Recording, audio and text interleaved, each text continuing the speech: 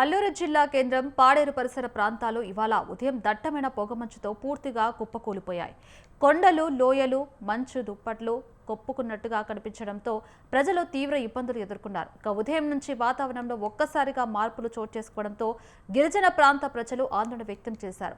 ఎండ వస్తుందా, వర్షం పడుతుందా అన్న అనిశ్చిత పరిస్థితి నెలకొనడంతో వ్యవసాయ పనులు, దినసరి కూలీ పనులకు వెళ్లే గిరిజనులు ఇబ్బందులు ఎదుర్కొన్నారు.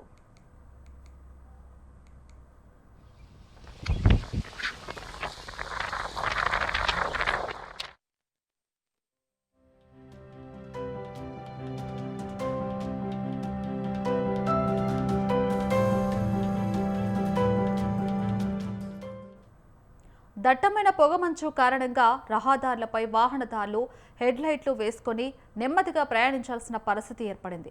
ముఖ్యంగా ఘాట్ రోడ్లో దృశ్యమానం తగ్గిపోవడంతో రాకపోకలకు అంతరాయం కలిగింది.